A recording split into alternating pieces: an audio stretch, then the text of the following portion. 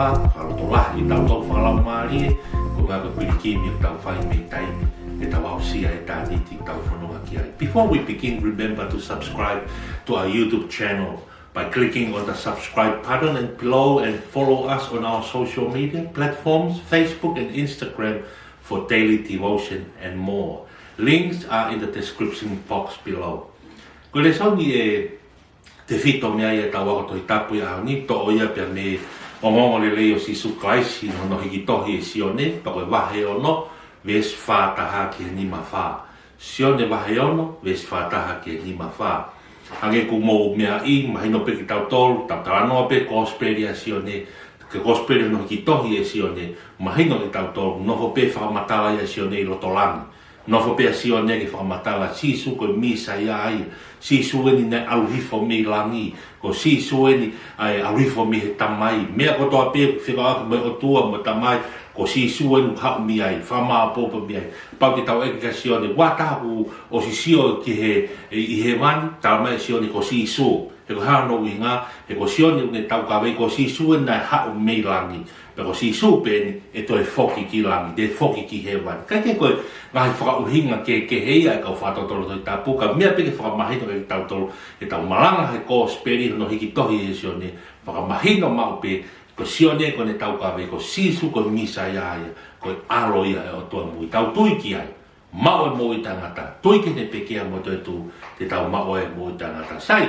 pau te tau lau e wahe, a ono, me vesi uruaki ki he vesi a whānoa, te tau mahino ka ki tau tolu tawhi mai tānoa, I no whawhanga e toko ni mawhe, hoko mai ai tawhi mai tānoa, ki haere Sisu e whukahi wairo lo tonga whaingata ia kau ako, hoko mai ai tānoa, whe kumia kakai ki ha Sisu, panana wo maua Sisu ki kāpane umi, pe moi kau ako pa whai ai e nau pō tānoa, matamata ki he vesi ua whāki, vesi tau ni mai a konga ki mua e wahe o no, e nā pōtala no mo Sisu, whenga Sisu ke whamahina, o te mō mawhe kumi mai ka te au, ko ngā koe ke kumi peke kai mana, ke kai mā mōhangi e peko mō whanga kui, ke koloa peke mau kai mana, ngō whe kumi ki a Sisu, ko ngā koe mā ia tolonga, hawa ki wholwhola ha tonu e Sisu, ki he kau a kōpea mo ka kai ko ni, ko au ia e mā mo ui, ko au ni e mā ne a rifo mi he langi nai fuaki mi he tamai.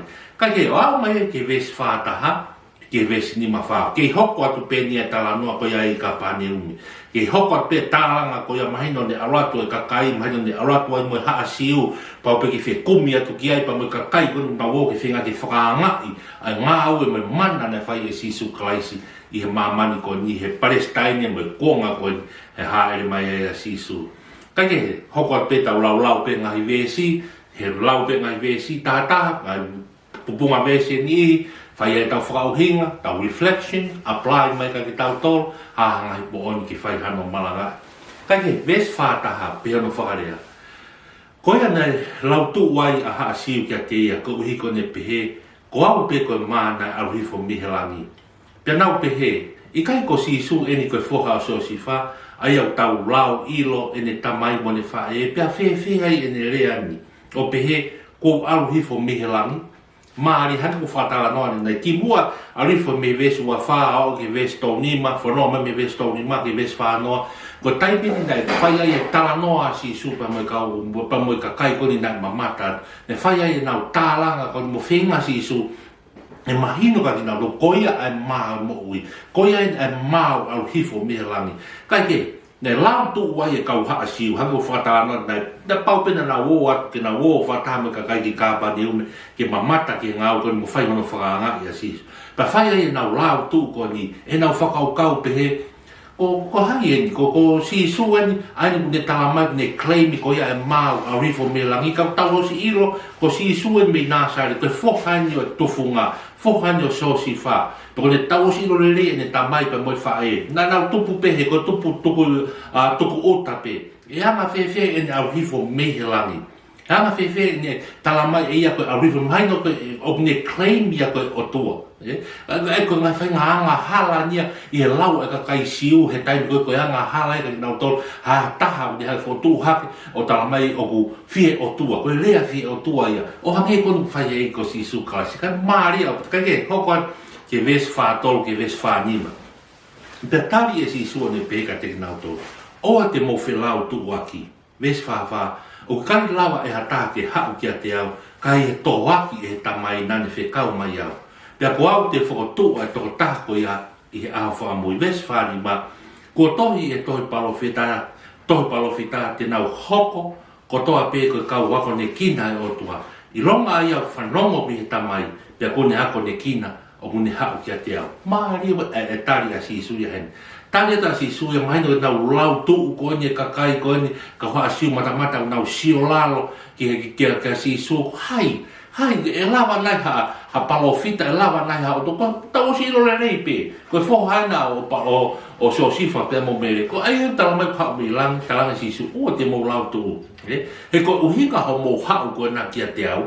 Ko hinga mo hau ko ni ko hunga ko toha ki ia he tamai. Mahari a pita e whekau koe.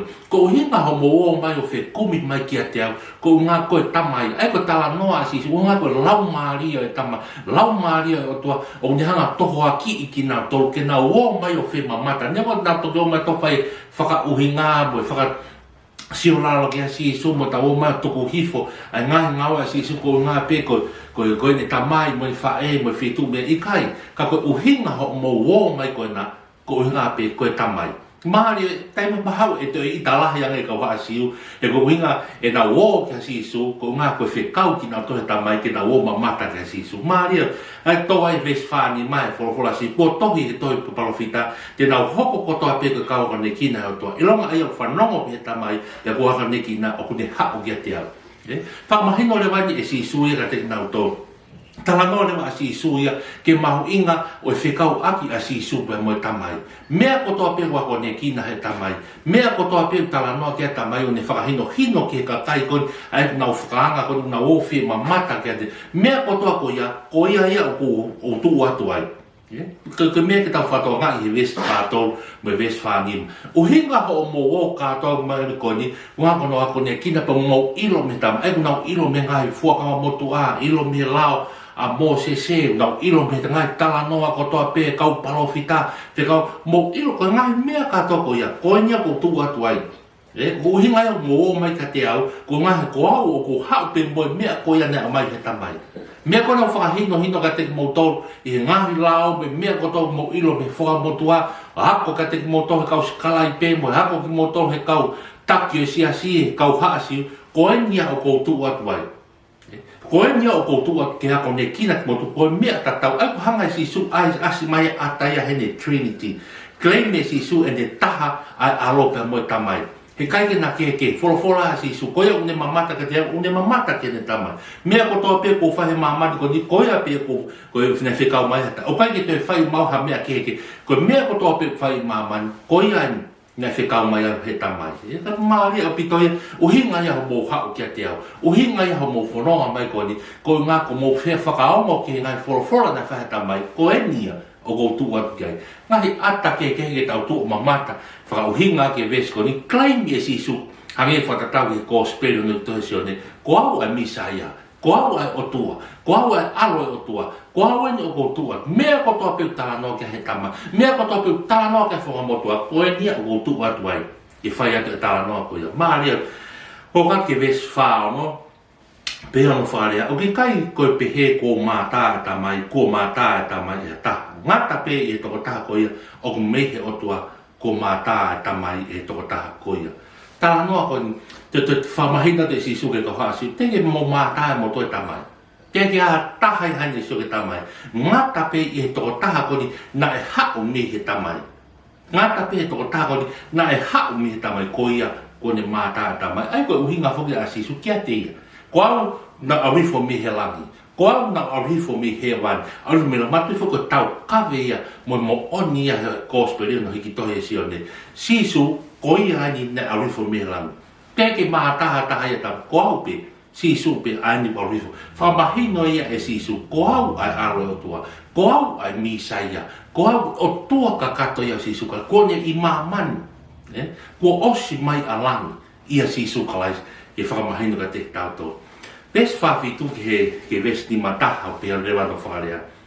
hoko peni e tari a Sisu mantui ke wālau tu kon e whai he kau haa siu. E nau eke ko hai a Sisu, ko Sisu wena ko Peteri Hema, ko Nasareti, ko Fohau o so sifu. Tau o siro re, ka ke he kai tari a Sisu ka te nau tō. Ves whawhitu, e ves ni matau pe hana wharea. Wholofola na Sisu, koau e o ko talatu.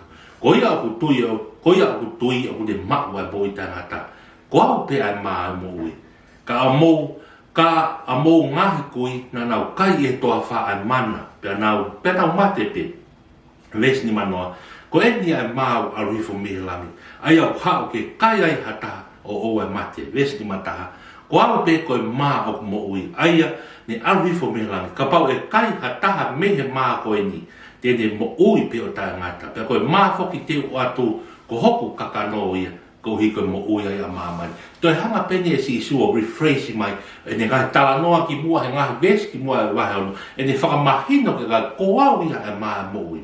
Whakamahino ke ka kai kon me kau haa siu kon nau tuu ke whakahanga ke a Sisu ke mo oni ba mo to tono e mahino e hoko a Sisu kon maa mo ui. A maa kon o arifo mea ni tanga Sisu whaue ko talata.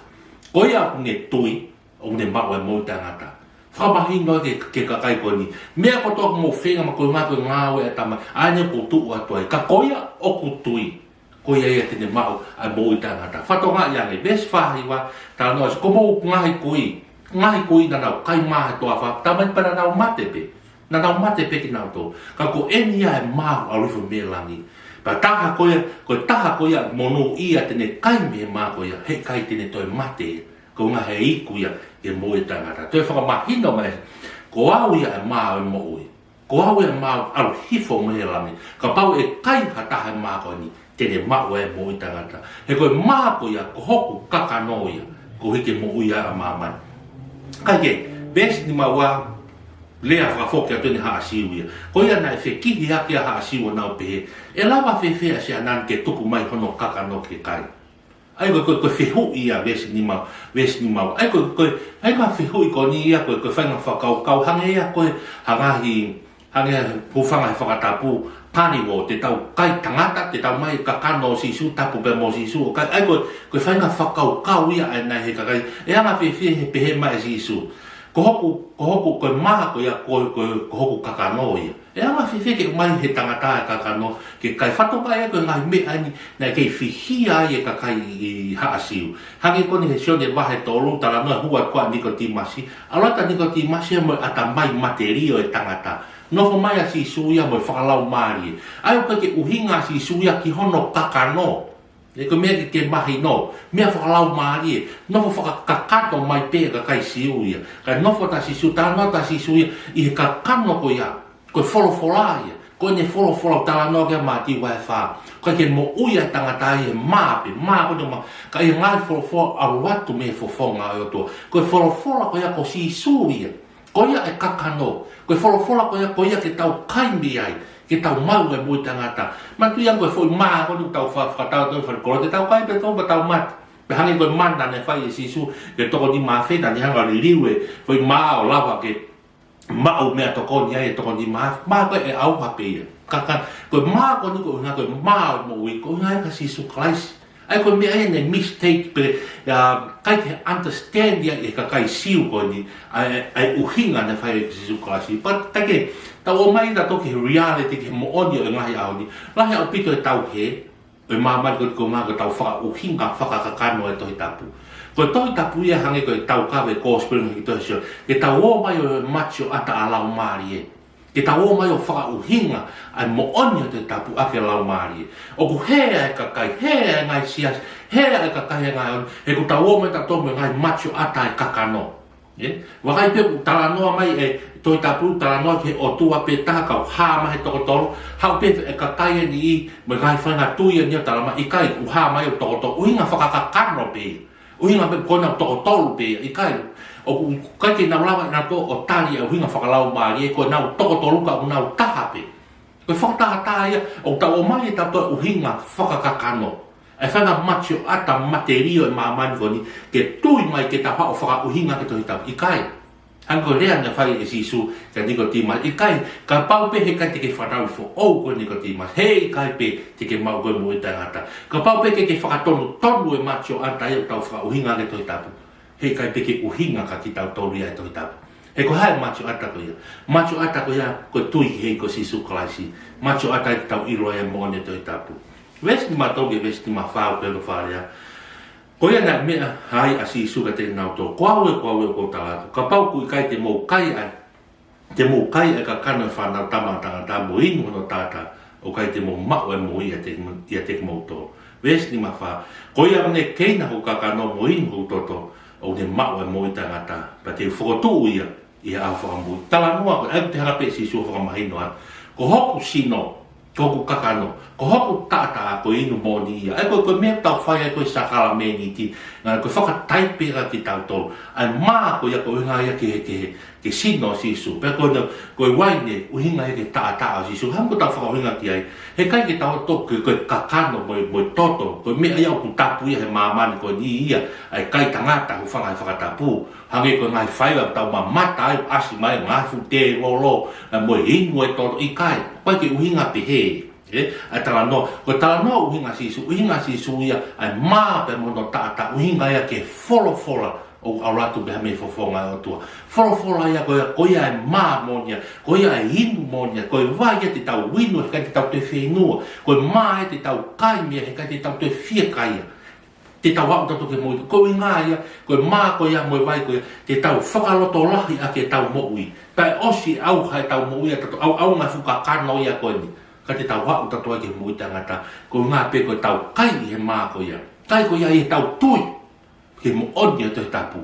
Tau tui ki ai, moi ki ai, mao e moi tangata. Sai koe whakamaa opo e tau ia ko Tohitapu, Sione wahai o no, ves whātaha ke ves whāni. Whakamahino ki tau tō, he tari a Sisu ke a kensi a ke kau haa si koe ni mo nau whakanga whai i kai. Koe maa koe ni monia, koe maa koe a koe haka kano i moha materie. Hange tau whakauhinga whakatanga. Koe maa koe ni, mo tātā koe ni, koe wholofola ia e ko Sisu kalaisi. Wholofola koe ni e ko Sisu nā haere hake. Pa koe Tohitapu i o tau mao e ahoni. Koe a ke tau lau whaaho. Koe tau kai ia, tau lau whaaho. Moi aki. Toi ki ai, he koe Tohitapu. Whamaa popo ko tope ki e ko Sisu kalaisi. Tau mau ia, whakaroto lahi e ke tau moui. Mau e moui tangata. Kaike, uho pe te tāia te nota ko ia. Maa moine a river Malanga ko Sisu ia. Hi hono sino mo hono tata. Uhinga e tau whai e whakamanatu sakala mendidi. O whakamanatu e ka te tau tolu. Ke tau lau mau pe a wholofola. Toi ki ai. Ngau hia tau mo i ke maa noni. Wholonga whakaaho. Tau wō pe mo e ko Sisu kalaisi. Uhinga e platform. Tau wō pe mo Sisu. Uhinga e ke lau wholofola whakaaho. Whainga maari e ko toa pe lau wholofola.